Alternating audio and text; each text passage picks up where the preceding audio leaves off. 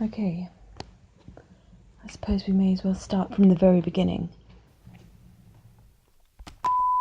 I know that you think that I killed my wife, but I did not. I do know who did kill her. And I do know who brought her back.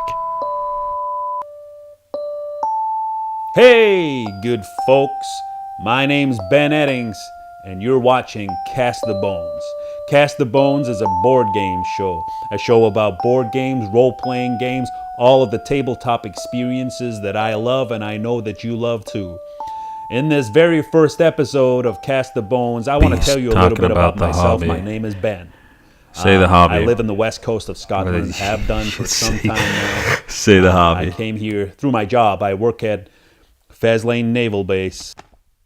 Okay, so that much is real.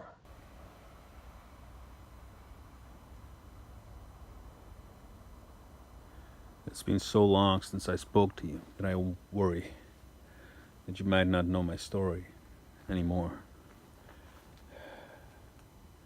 The Lord of Blank Face is a rule set, essentially.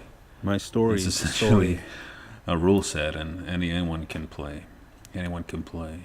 All the components you need to play are probably things that you have in your life, things that you have around you, things that mean something to you. I was a kind man. This game is going to change your life. It's going to change everything.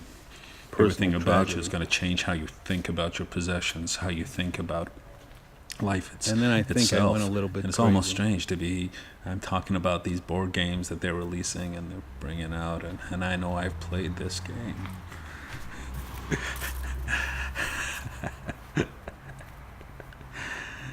I've played this game. I'm playing this game. I'm still playing this game. I'm playing this game right now. I'm fascinated by the notion of collapse.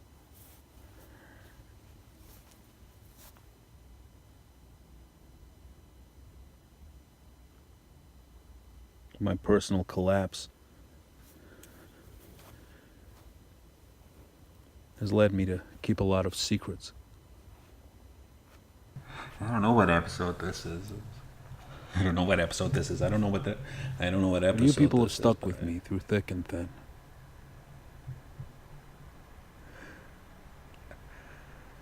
And now it's time for me to share everything with you.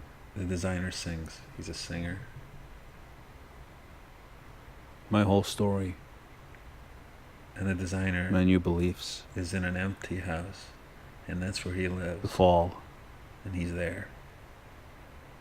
And the First, house is empty. Let me tell you about another fall.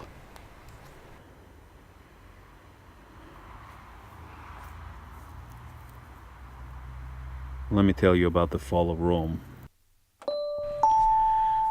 Feast your eyes upon pandemic, fall of Rome. Pandemic, you know what that is. If you're watching Cast the Bones, I don't need to explain what pandemic is. You know, you're well versed. Pandemic is a game that's monolithic in our hobby.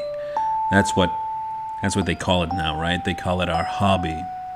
That's what the board game reviewers say as they stand in front of their wall of games, talking to us about their hobby, their lifestyle. Pandemic is there on every table and every shelf.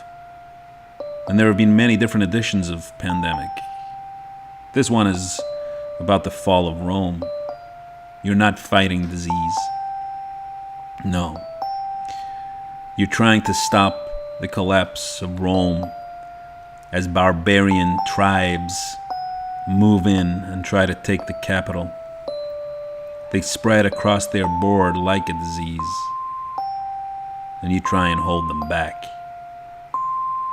Their cubes spread, and you adopt a variety of roles to try and keep them back, push those cubes away, eradicate them from the board, keep them back at their base, and keep Rome free and clear.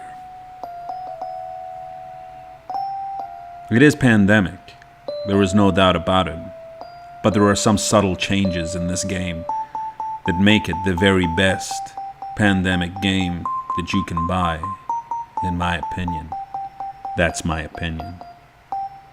Here you can see the actions: march, sail, fortify, recruit army, battle, plot, forge alliance, and enlist barbarians. And already you can see the differences there.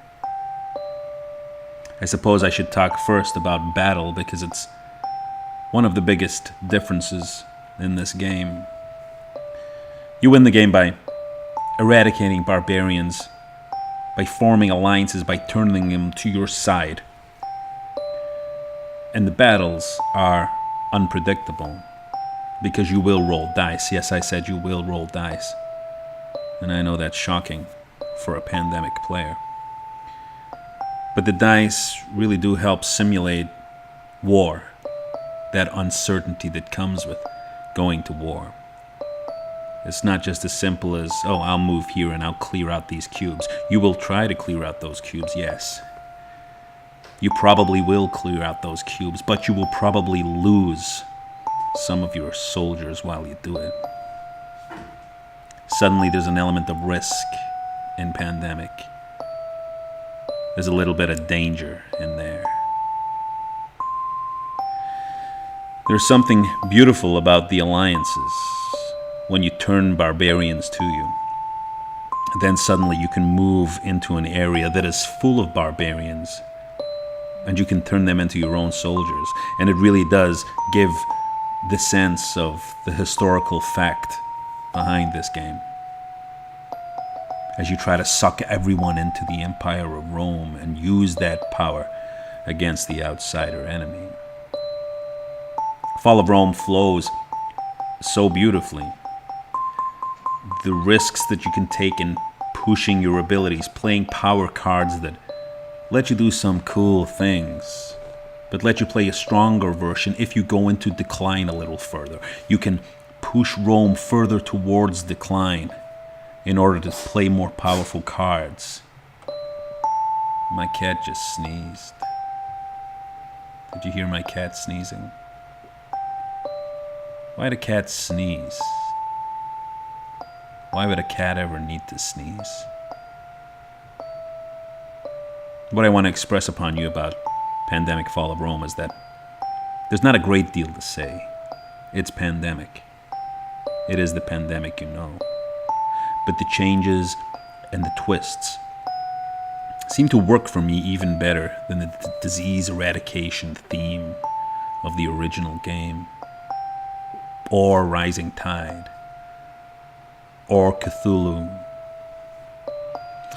The Fall of Rome has this constant tension of these tribes moving along these preordained paths towards Rome, getting closer. Sometimes you need to leave one channel of invading tribes for a little while, letting them spread down a little further. Movement is crucial in this game, the movement of these enemy tribes. Constant tension. It feels like a war. It feels like a tide turning against you. And these dice, maybe it's the dice that make this my favorite pandemic game. Maybe it's because it lets me cast these little bones. Maybe it's that.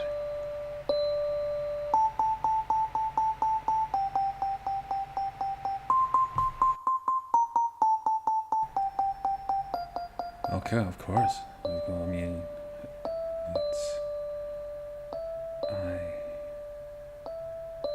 if you want.